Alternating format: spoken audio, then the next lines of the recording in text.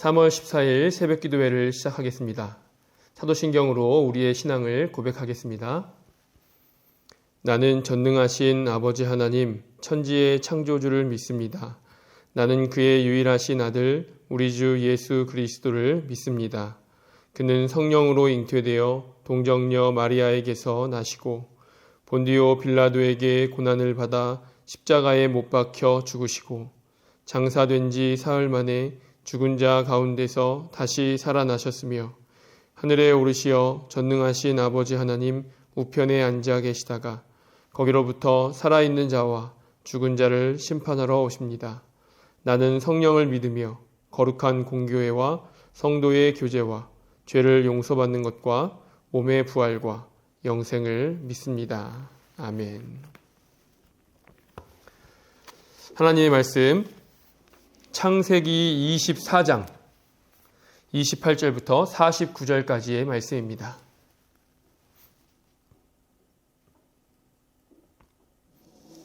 창세기 24장 28절부터 49절까지의 말씀 제가 낭독하겠습니다. 소녀가 달려가서 이 일을 어머니 집에 알렸더니 리브가에게 오라버니가 있어 그의 이름은 라반이라. 그가 우물로 달려가 그 사람에게 이르러 그의 누이의 코걸이와 그의 손의 손목걸이를 보고 또 그의 누이 리브가가 그 사람이 자기에게 이같이 말하더라 함을 듣고 그 사람에게로 나아감이라. 그때에 그가 우물가 낙타 곁에 서 있더라. 라반이 이르되 여호와께 복을 받은 자여 들어오소서. 어찌 밖에 서 있나이까. 내가 방과 낙타의 처소를 준비하였나이다. 그 사람이 그 집으로 들어가매 라반이 낙타의 짐을 부리고 집과 사료를 낙타에게 주고 그 사람의 발과 그의 동행자들의 발 씻을 물을 주고 그 앞에 음식을 베푸니 그 사람이 이르되 내가 내 일을 진술하기 전에는 먹지 아니하겠나이다. 라반이 이르되 말하소서. 그가 이르되 나는 아브라함의 종이니이다. 여호와께서 나의 주인에게 크게 복을 주시어 창성하게 하시되 소와 양과 은금과 종들과 낙타와 나귀를 그에게 주셨고 나의 주인의 아내 사라가 노년에 나의 주인에게 아들을 낳음에 주인이 그의 모든 소유를 그 아들에게 주었나이다. 나의 주인이 나에게 맹세하게 하여 이르되 너는 내 아들을 위하여 내가 사는 땅 가나안 족속의 딸들 중에서 아내를 택하지 말고 내 아버지의 집 내 족속에게로 가서 내 아들을 위하여 아내를 택하라 하시기로 내가 내 주인에게 여쭈되 혹 여자가 나를 따르지 아니하면 어찌 하리이까 한즉 주인이 내게 이르되 내가 섬기는 여호와께서 그의 사자를 너와 함께 보내어 내게 평탄한 길을 주시리니 너는 내 족속 중 내 아버지 집에서 내 아들을 위하여 아내를 택할 것이니라. 내가 내 족속에게 이를 때에는 내가 내 맹세와 상관이 없으리라.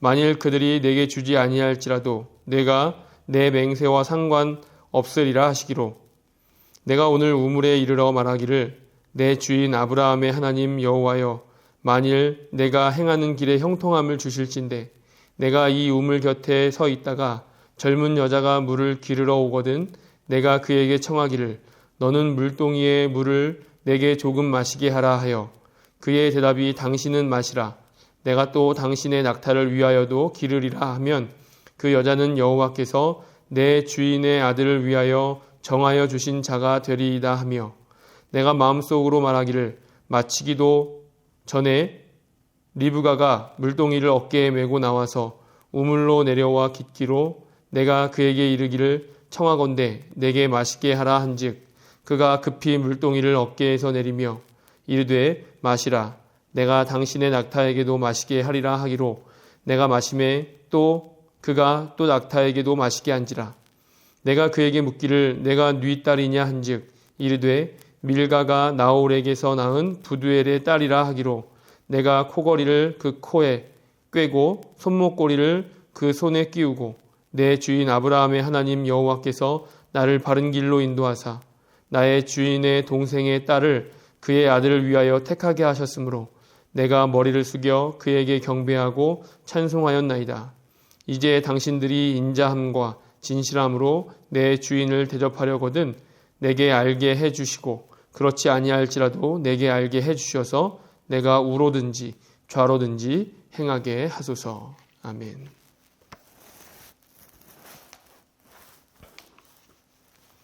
우리 창세기 12장에서는 하나님께서 아브라함에게 몇 가지 복을 약속하십니다.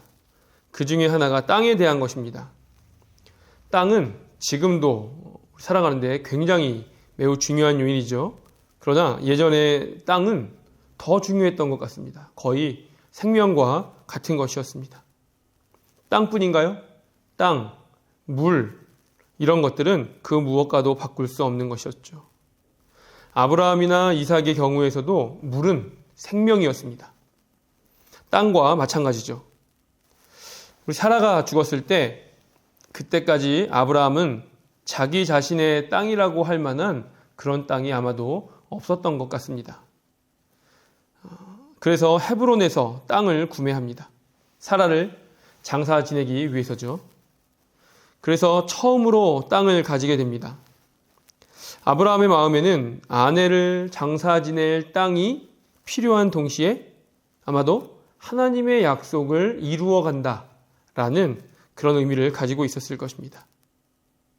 하나님은 약속해 주신 것에 대해서 하나님께서 기적처럼 일을 이루실 수도 있지만 아브라함의 일처럼 대부분은 상황과 사람과의 관계를 통해서 일하십니다. 아브라함에게도 기적적으로 땅을 주실 수 있죠. 그러나 사라의 죽음을 통해서 헷 족속과의 상의하는 과정 가운데 땅을 구매하게 되는 것입니다. 이것이 아브라함으로 하여금 땅을 가지게 하는 하나님의 방법이었고 또 하나님의 약속을 이루어 나갈 사명을 가지고 하는 아브라함의 노력이었습니다. 그러니까 하나님의 약속이라고 우리가 일방적인 것도 아니고 하나님의 약속이라고 해서 내가 하기는 하되 손 놓고 기다리는 것, 그런 것은 아니라는 것이죠. 아브라함이 그랬다는 것입니다. 예전에 이런 류의 예화들이 유행했었습니다. 홍수가 났습니다. 홍수가 나서 이제 물이 집으로 들어오겠죠. 그래서 집주인이 지붕으로 피신을 했습니다. 잠시 후 뗏목을 엮어서 탈출하려는 사람들이 그 근처를 지나가서 이 집주인을 불렀습니다. 이보시오, 우리와 함께 탈출합시다. 그랬더니 이 집주인이 이렇게 말했습니다. 괜찮습니다. 제가 지붕에 올라오자마자 하나님께 기도했더니 하나님이 구원해 주신다고 했습니다. 물은 점점 불어나서 이제 지붕도 안전하지 않게 되었습니다.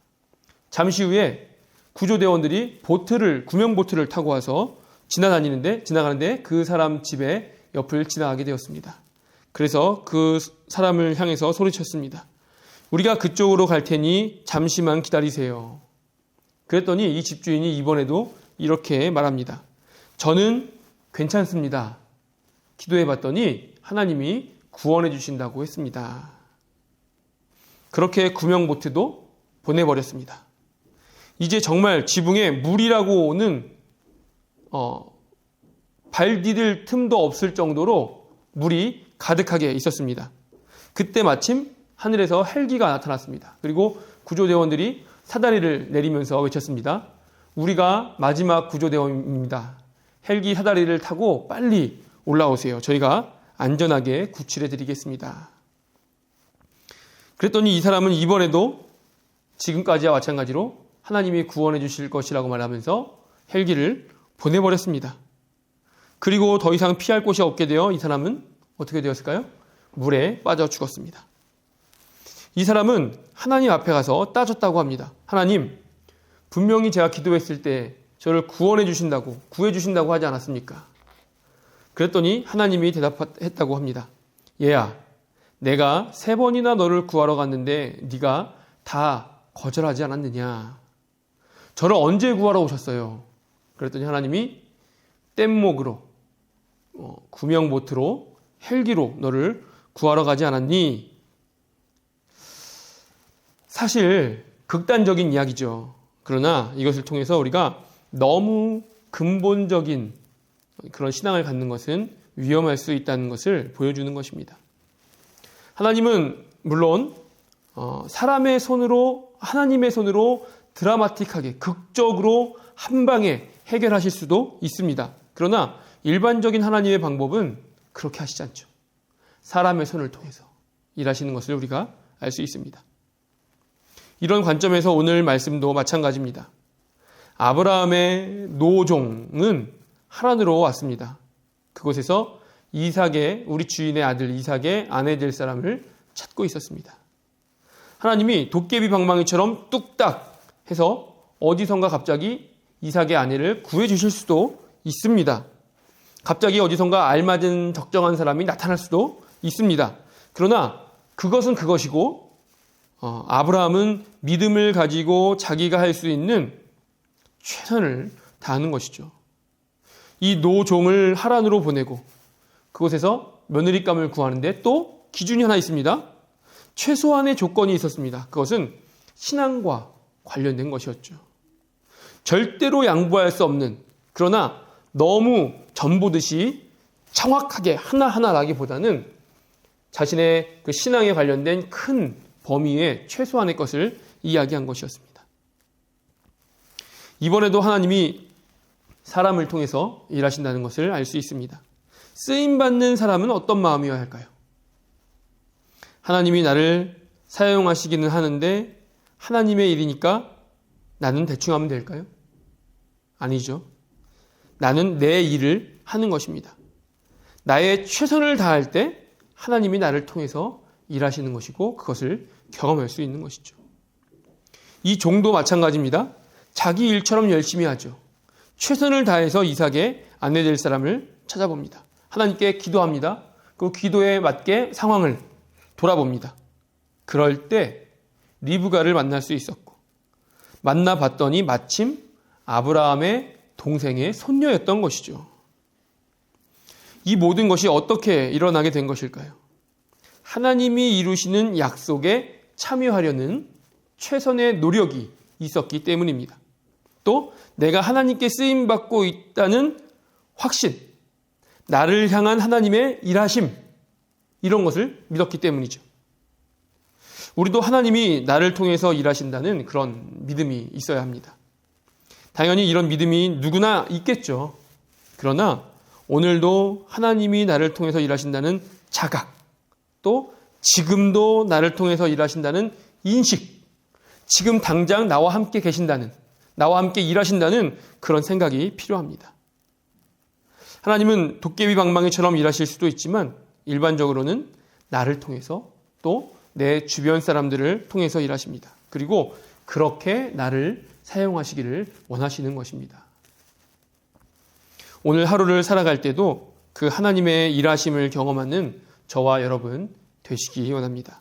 뿐만 아니라 그 하나님의 일하심에 참여하며 하나님의 일을, 하나님의 그 약속을 함께 이루어 나가는 저와 여러분 되시기 원합니다.